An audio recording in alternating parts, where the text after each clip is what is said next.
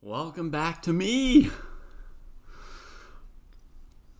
Welcome back to me. Yeah.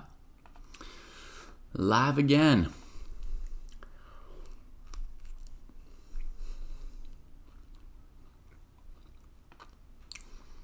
Okay. Hey, is YouTube not working again? Again?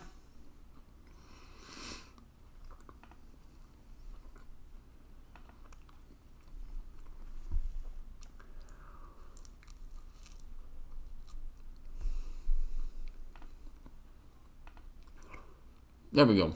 Got YouTube too. Hey, everybody. Sorry for the delay. I pause, interruption, etc. And of course, for eating. You know, no time for that usually. All right, what do we have here? We've got Matt Rosen, Jared Hall versus Keith Borman. Yes. It's an exciting position, especially for this king. Whoa! Counter threat. But g6 is going to be powerful. Good luck hanging onto that bishop here. Good luck hanging onto that bishop. KB's low on time. They've spent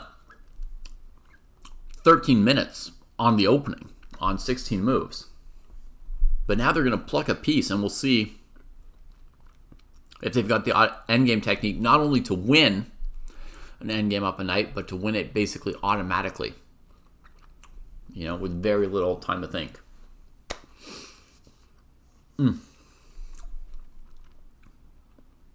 There's a 5-second increment. It's enough to avoid flagging, but not to reflect on anything you want to do.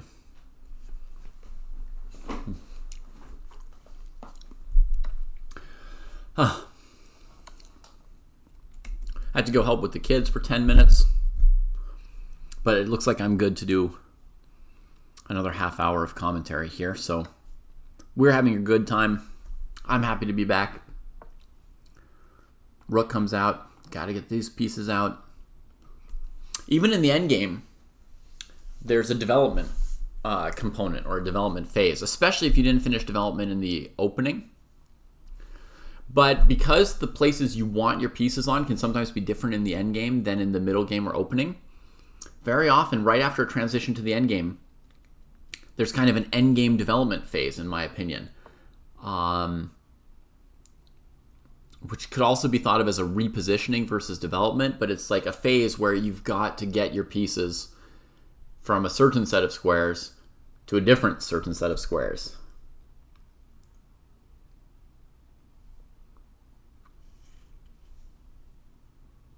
Yeah, 10 seconds is a lot less than 30 if you're trying to play a classical game, for sure. Okay, white brings out the other rook.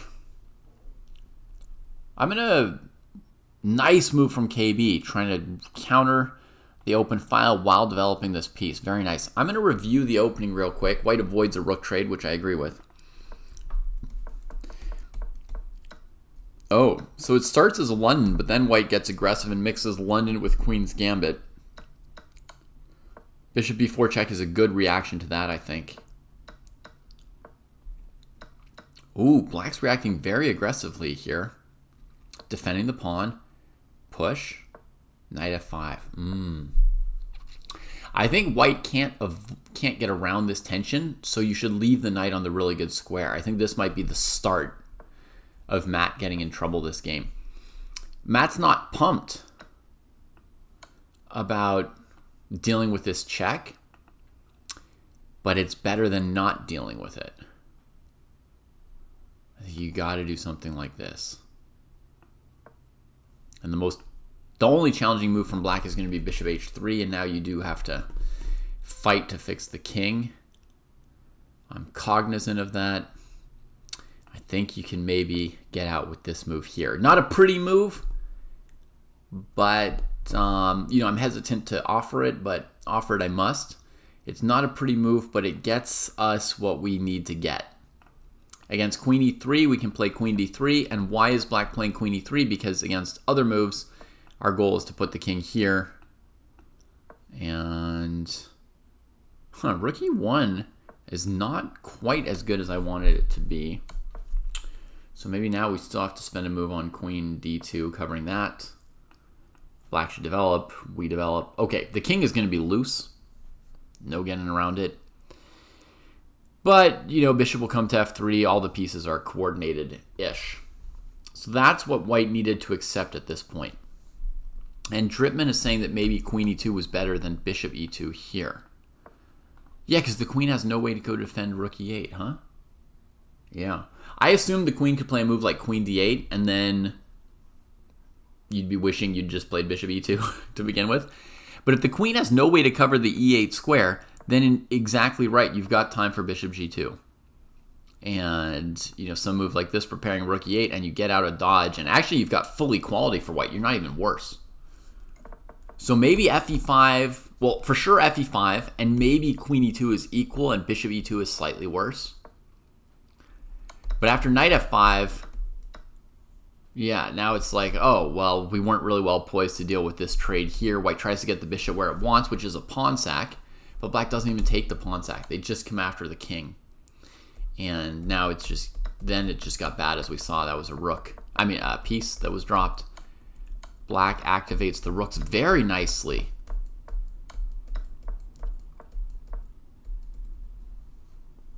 So here we're going to have to give up the b7 pawn as black. 20 seconds to play the game out for K. Borman. So far, very good technique. Skibix, yeah, and that line I played that I claimed was equal, I was sacrificing the c3 pawn. Kind of an ancillary thing, but if white gets ahead in development and loses the c pawn, it's okay. They can either win back a pawn on b7, or they can go knight b5, hitting the queen, and aim for knight c7 before black finishes development. Knight c7 or knight d6, winning the b7 pawn. There's going to be enough counterplay there.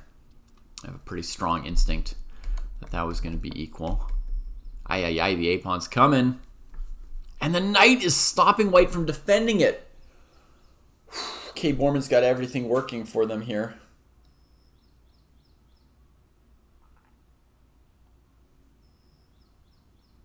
Nice. Our tournament paired two training partners with each other.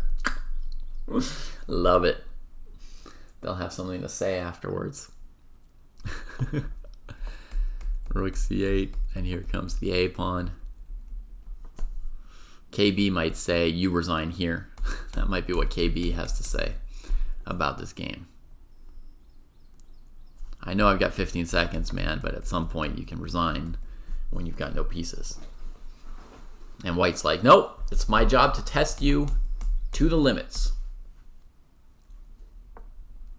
It's my responsibility. I take it seriously. I intend to perform my duties. Nice little Chekovich, pushing the king away from that pawn. Now the knight can position to g4 or elsewhere. You want to pick one of these two pawns and attack it with both your pieces.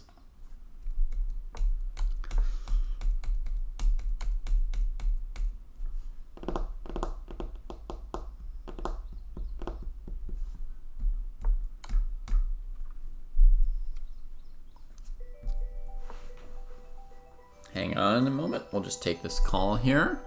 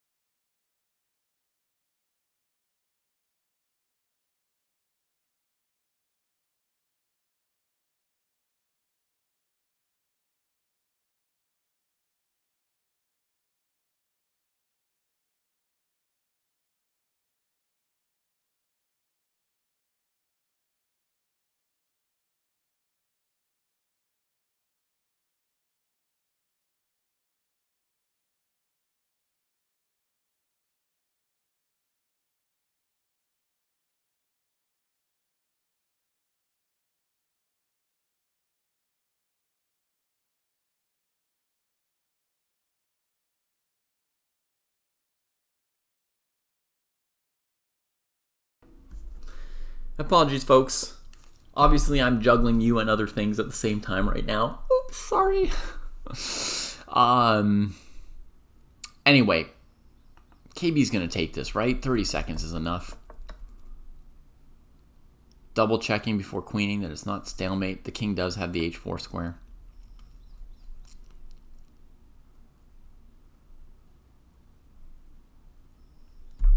Queen g3 is almost checkmate. Well, yeah, Matt/Jared is a tough player. They've made comebacks before, and they've got the attitude of the person who can make a comeback. Just like Dave Grohl, just like Nordvik, right? There are those people who have the capacity to make a comeback. Trav Kuskin has graced us in this tournament. Unfortunately, I missed their games. Man, that would have been fun. Should we check out Ion M and Lauren T? Oh no, Ion's against Georgeli. 18 seconds against 20. We got here right before this one ended. Bishop against Rook, but this bishop is so good. It's not that easy for Black. I'm not sure who's better. Oh, Black engineers a Rook trade. Wait, there's no 5-second increment. They're playing a bullet game. I'm not watching bullet games. Get out of my face, bullet games. All right, here's a 15-minute game. V. Lauren T against Batku Bandera, who was threatening mate until a moment ago. That's been disrupted. Knight takes bishop is the next biggest threat on the board. It wasn't big enough to, play it here. So Black played an in-between move here, right? Knight b7, going after Black. Queen g5, attacking. g3, holding it together. Has Black committed to this attack? Has Black sacked like 2 pawns, it looks like? Yeah.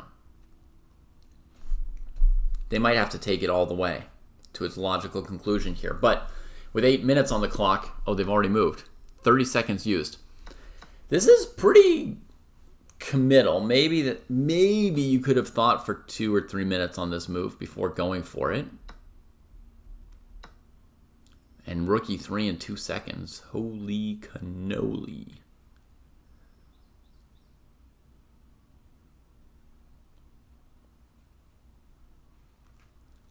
I don't know. It seems like one of the bigger decisions you're going to take in the game, right? Or is it because you're down 2 pawns that bishop b8 is pointless?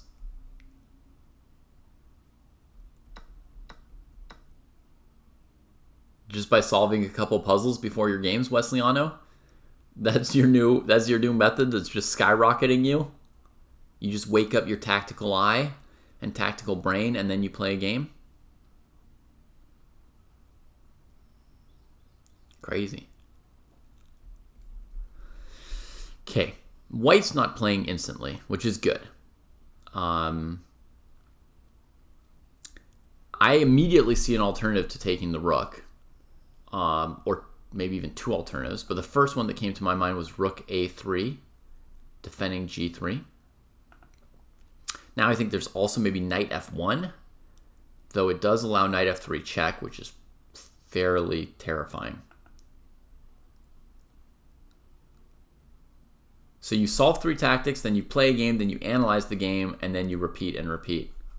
It's pretty solid, Wesleyano. I mean, you're using several pillars of the dojo training method. Solving tactics, playing games, and reviewing our games.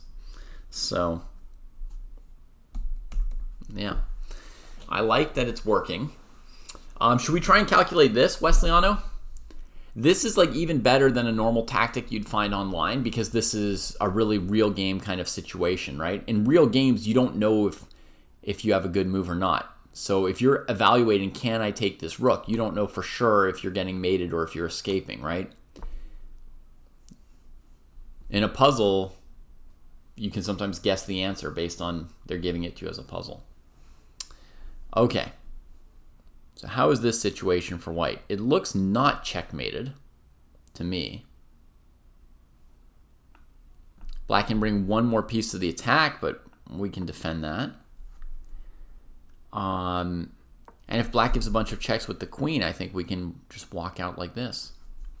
Oh, but the rook was on the c file. Maybe there's a chance for a perpetual while the rook's cutting the king off here. Let's try check, here, check, here, check, here, check, here, check, here,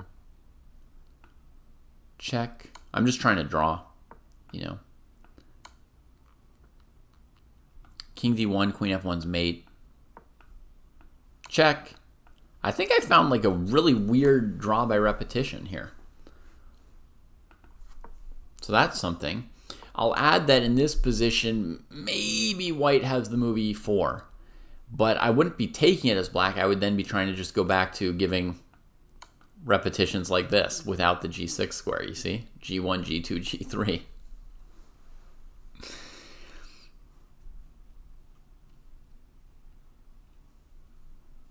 Julian told me a crazy theory that you need to have a triangle to have a perpetual check.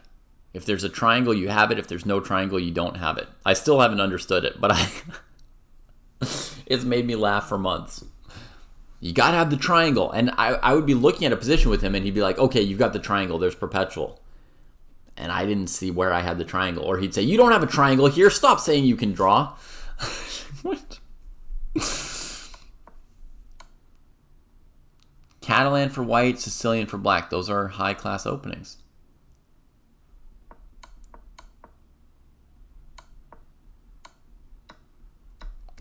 Okay, Lawrence picked a move. Rook a3. There we go.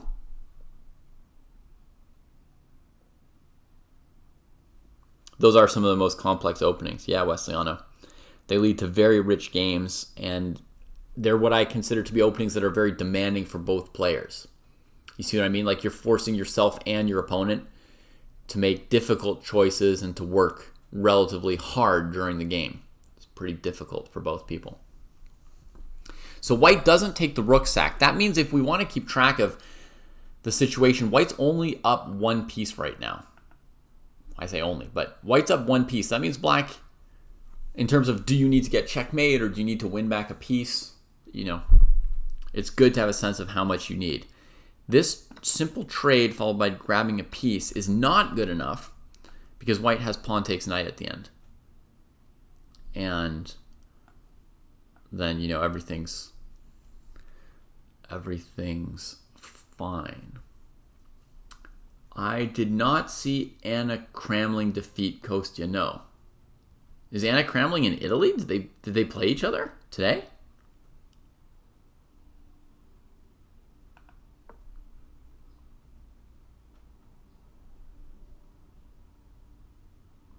Or is this some other situation from the past, some blitz game online somewhere? Anna's at the Olympiad. Okay. And if it was a random blitz game somewhere, I didn't see it, and, you know, I don't care to. I don't take blitz games very seriously. Rook a3. Batku is deep in thought.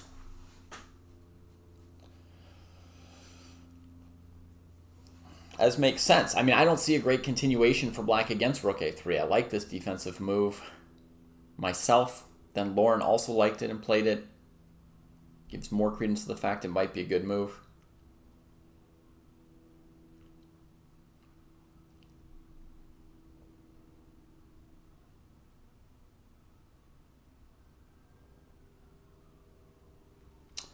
Yeah, Soren, that's the one line I gave. At the end of it, white can take the knight on h4. And then, by my count, it's just a bunch of even trades, leaving white up a piece. And in much less danger, right? With more pieces traded off. Okay, great viral stigma. Kostya's doing very well in Italy, right? 2470 performance, that's big. That's big. Like, it's not Aragaisi big, but for somebody like me or Kostya, that's really good.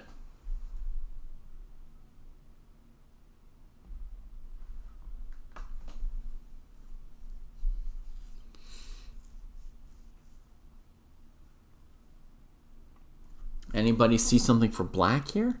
Some way to push white to the limit more? Maybe rook e2 is a good way to avoid a trade and have some pressure. Yeah.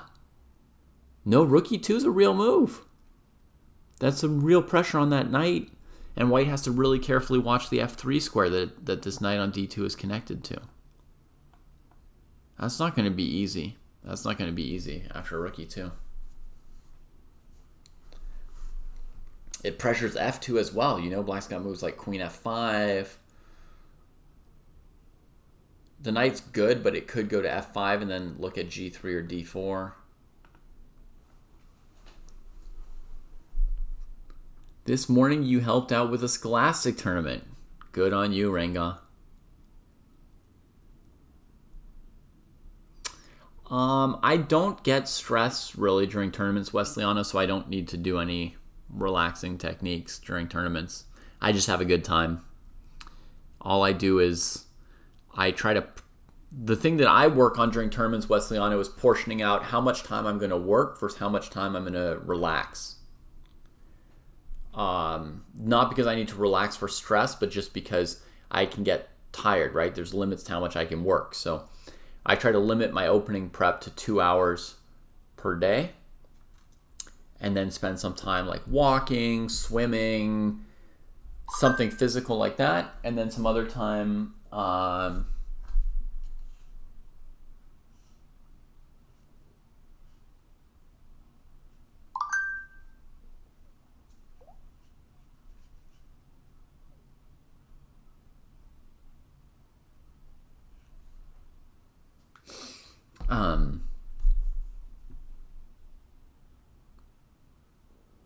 yeah, so I try to maintain my energy and keep myself in good mood and spirits, spend a little time on socializing, eat healthily, do a little exercise, try and fit all that into the day, as well as 1.5 to 2 hours of opening study.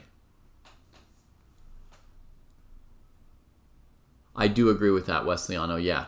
That was maybe not the case, 100 or 200 years ago when the game wasn't as much of a sport. But now I think your body has to be reasonably strong to participate in chess tournaments. They're tiring.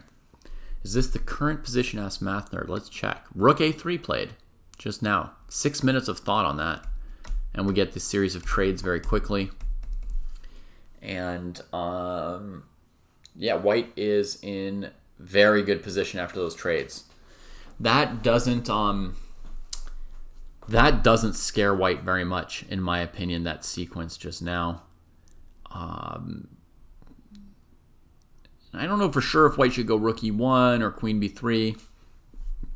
Black's going to score a check over here, and then there's ways of dodging out of it. King f1, king h2. Something should work out.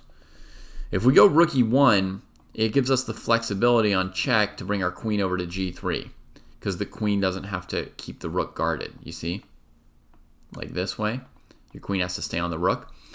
But this keeps the b pawn well defended, right? Which is an easy way to sort of finish off winning the game. If we play rook e1, queen check, queen here, our king's super, super guarded, but we give up this pawn. And now we have to win the game using our knight instead of that pawn. So it's going to be harder. You have to direct attack the black king to now win the game. So you have to go like knight f5, hitting the rook, rook over, knight f5, and go for an attack. I imagine this would win for white. It looks very, very well placed, but the win's not in the bag. You're still going to have to find a couple good moves to really show it, right? Yeah, you're going to have to prove that you know how to shimmy with your knight. If you want to just have your win like waiting for you, then you want to keep the b pawn, because that allows you to just go knight c5, b7, and black resigns once you get out of perpetual check. Lauren chose rook b4, 2 minutes of thought, which is good. Not a move that I had seen coming. Rook c3. Okay, so she just wanted to answer queen g6 with queen g3, but Batku tries to lock her queen out of it. Right, Soren. My idea was to checkmate black, not to trade rooks. once I've given up my B pawn, this endgame's not as easy to win. So I was trying to actually attack the black king with my extra knight in the variation I gave. Here. Right? Yeah, you can trade a piece, but the knight's not so good at winning these endgames. The queen comes here, defends your checkmate, and now you have to win with a knight against 2 pawns in an endgame. You've got very few resources with which to win the game. I don't know if you can win it, but if you can, it's going to be hecka difficult. So when I'm giving up my B pawn, it's because I'm in an outplay for checkmate. Right? I'm threatening queen g7. If g6, I have knight h6. I've got, maybe rook e7 or knight e7 tactically that black has to keep their eyes on. And we're going to try and win with a direct attack. We're going to have to calculate. It's not a gimme, but it should be winning if someone's willing to go that way. Let's see how Lauren's way goes. Queen check. Queen back to a1. She kind of just burned that check. Oh, it's because she wants queen b1 in some case, maybe. Right. And so if check here and then the rook repositions to attack this pawn or something, I think maybe she wanted to have queen b1 as a resource. But black always has f5. I don't know how huge a difference that's going to make in things. Here we are, king h2, rook f3 played. So now we're looking at queen g1, queen b1, rook b2. This looks a bit scary to me. I'm not sure that Lauren took the rook c3 move into account, even though Lauren did do a good job of spending a couple minutes on this key move here after queen c2. 2 minutes spent, but I think this might have been a surprise, actually. Rook b4 looks so awkward, it didn't occur to me. So I didn't see much of this variation myself in advance. 3 minutes against 44 seconds. It's very tense. It's very tense, despite the extra knight and b pawn, which are not currently playing. Black's just attacking the king with a rook and queen, and there's what? A pawn defending? Rook and queen are enough if you don't have any defenders. But what's wrong with queen g1? The knight is at least stopping queen d6 check. Is there anything wrong with queen g1? Maybe black repositions the queen to f6, hitting h4 and f2. That's unpleasant for this peasant. But honestly, if you play like a move like rook b2 and black does this, I think you've lost. I mean, forget about winning. You don't even have any way to try and draw this game anymore. Done. So Lauren deep in thought here. Not only the knight, but now the rook is kind of locked away. Maybe Oscar chess.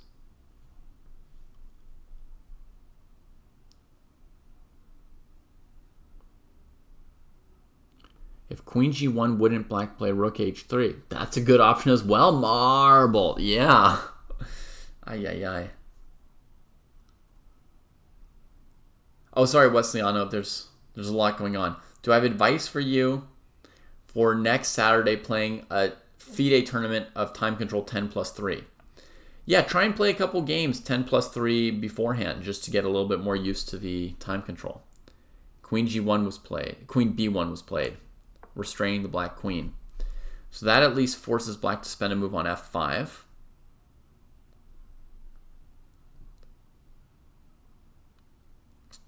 But, I mean, if black finds f5, I don't know what the next move is for white.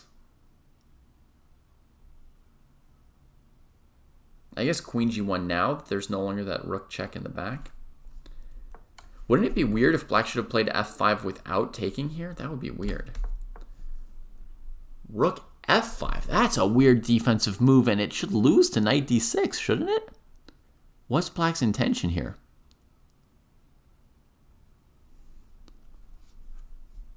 I think black ran out of time, and Lauren's going to escape, despite this king having looked basically dead for a moment there. and white even wins on time. Yeah, black just can't come up with a move fast enough. The queens are coming off, and that's going to be a win on the board for white if black allows a queen trade.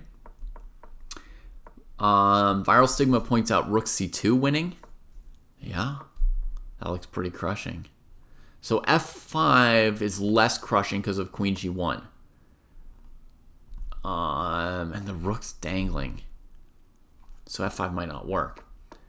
But rook c2, beautiful move, threatening this checkmate. And if you come over and defend it, then the queen can probably work her way in through e4. A square we've gained access to with rook c2. It's a beautiful move by Stigma.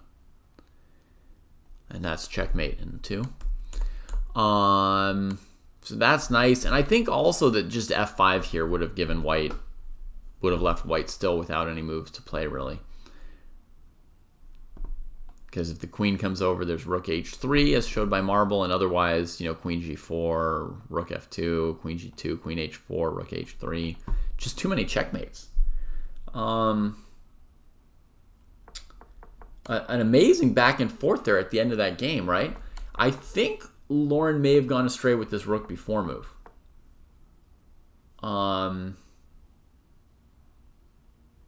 Yeah.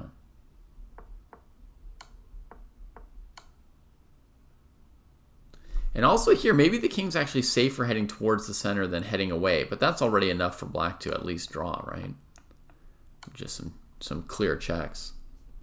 Easy minimum draw. So, exciting game. The bishop sack on g3, rook sack on e3, rook a3, great defense. White takes over. And then here, queen c2 is a very good move, very challenging. Hard for white to figure out how to organize the pieces, and they didn't.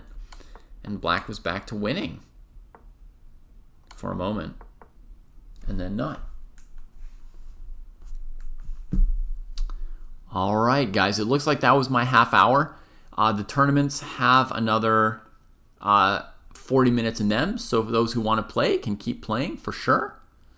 I see there was a matchup between Smyslov, Protégé, and Joao. Wow. I'm going to leave that game up for myself to have a look at it later. That's an epic matchup. But for now, I'm going to leave you and get back to the kids. Phantasmo just gave the links. Anyone can still play a game if they want to. A 15-minute game will take about 30 minutes, and there's 38 minutes in the arena, so you can still do it. Also, for those of you who want classical, the classical arenas are still open for another 7.5 hours. There are the links to those too. And I'll send the links to the YouTubers as well. So be well, everybody. Take care. Tomorrow I'll be with my family, and Monday I will do Olympiad coverage. So I think I'll see you all on Monday probably at some point. I'll be doing a bunch of hours of streaming, Olympiad, maybe some of my own training, study, and so forth. So see you then. Tomorrow should be another good day at the Olympiad. So sorry I won't be able to spend it with you, but we'll enjoy what we've got when we've got it.